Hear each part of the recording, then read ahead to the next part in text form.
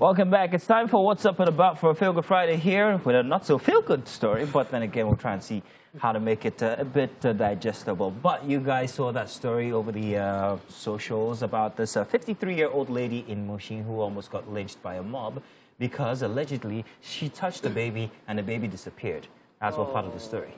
Now, no parent came forward to say, I'm looking for my baby or my baby's missing up until now, when she's still in police custody. Investigations are still ongoing. Nobody can identify anybody who has seen or who saw the instance. Yeah. So the mob almost lynched her. They almost stoned her to death, if not for the intervention of the Nigerian police. And she's married, by the way. Her husband has been contacted and all of that. So it just reminds me of, or makes me ask the question, what can you do if you ever were in an instance, maybe you're a victim or you see somebody about to be a victim of a mob action? A mob has no conscience. Passers-by will just come and say, what happened? Oh, okay, here's my own stone, boom. That kind of thing. It's a very sad situation, especially that it is something that seems normalized here in Nigeria. I do not have answers. I was hoping you guys would. It's a scary thought, very scary thought. Being in a situation where you have almost no defense or defenders or people around you to come to your rescue or your aid. But I do believe that there are people that still have an open mind in a crowd. If, for instance, you are innocent, by God's grace, the truth will set you free. Yes, by God's grace. I'm saying by God's grace. There are some people that have been said to change their story just because they wanted to, get out of the situation or lie about it or something like that. I've not seen how that has helped anybody in such an instance. But you hadn't. You did a project based on that. I actually did a project which was actually influenced by or inspired by the Alu 4 because I think it's a very sad situation where something actually happens where they actually lynch people and then you find out later that they were actually not even the ones that were guilty for the crime. And it was crazy. So the name of the project is actually Jungle. So it was about a guy who literally helped an elderly woman who happened to pass on in his car. Oh dear. Right? So do you understand? And then instead of him to go to the police station, he didn't do that. He ended up just trying to drop her by the roadside because he was just helping her. Because of the with fear a lift. of what people might do if they thought that he And then they harmed see her dropping the body. We see him dropping the body and they automatically think, okay, he has used her for jazz and all of that. And they literally start to beat him, stone him, and eventually burn him to death. So it's a really, really sad story. And I think the idea is to just keep on sensitizing as much as we can and just trying to discourage people from things like that. Absolutely. Yeah. Well, big question, yeah. So how can people pay for such actions? If something like that happened, how can you identify and bring people to book? For instance, take what they call storming the White House. People are still being booked and sent to jail for that. Because you have cameras. Yeah. Exactly. Yeah, cameras. There's just So no proof. if you are in a society where you've been told at different times, get cameras, get cameras, get cameras, how do you identify people? By what one person said. We have cameras now. Those solar-driven cameras they don't work. But I would just say if you do maybe come across a mob action, do as fast as you can try to get police or security around. I think that would be the That's best. the best advice I can give. Especially try to get a security official or officials, not more than one. Yeah. Find the closest policeman, find the policeman or something. Closest authority. That's the best. What really peeves me is when these instances have something to do with a diabolical nature.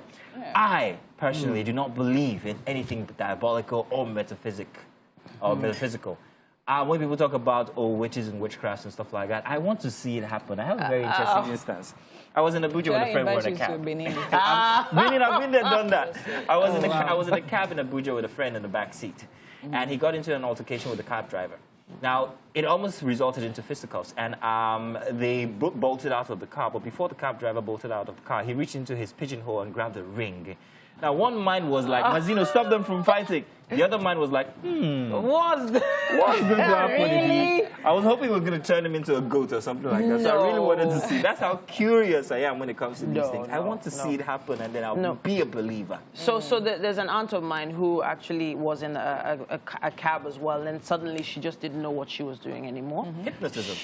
She ended up going to her mom's house with the driver, entered her house, all her goods. and went in, took all her mother's jewelry, her fabric, everything, and then put it inside the vehicle for the guy. And Then the guy drove off. And then she realized what she was doing. I do believe in hypnotism. Yeah. You can hypnotize people. You can hypnotize animals. It's proven. It's scientific. You actually can. You just need the right... am I saying something wrong here? In witchcraft? Scary. We just do. Simply. The way you took it. Simply put. So, you know what happens there? Simply put. If you hang look on. at it, Do you believe if you look at it, let me put it this way.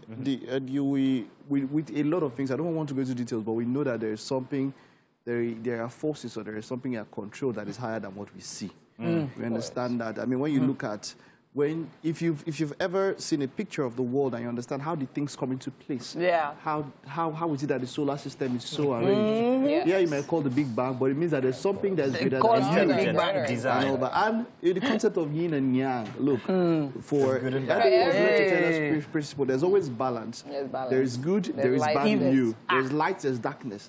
There's darkness in light, and there is light in darkness. I love the way you always come with things. It's always so logical. But hey, straight up, you believe. You just said it. I'm flowing off the sheep. And coming from a distance. Peddling, sorry. No, absolutely. I believe that everything we see has a spiritual connotation, right? And of course, with everything that has a light side, there is a dark side. I mean, I don't believe that people draw all these movies and all of that. I believe there's an atom of truth in all these movies we see and all of that, locally and internationally. So, of course. There are a bit too many myths, mythologies, structures around it. And the issue now is... Wow. Go on. The issue now... I need your answer real quick, because I want to say something. Really? Yeah, real quick. I believe it's what you speak out there that becomes true, and I believe energy can be transferred. So that's a yes. That's a yes. So Mike, yes. Winfrey, yes. Edo Pikin, yes. And you, possibly. Yes. Now, has any one of you three seen any of these instances seen miracles happen? I've seen miracles. Miracles and miracles. Good things. Good things. Yes. Both ways. So both ways. It does. And I can understand until you see. Yes. You might not believe. So it's okay. You know, it's okay. So that energy, what is that energy that would help the baby lift Cot off his brother? What energy would a baby really? What energy will lift us? Really? What energy will lift us? Really? Man, you never see Dr. Strange. Listen, I will say this. 40 years and counting, if you can help prove that the diabolical exists, really, Martino? please pay us a visit here. Wake up Nigeria. We'll be back. Stay tuned. It's still Wake Up Nigeria.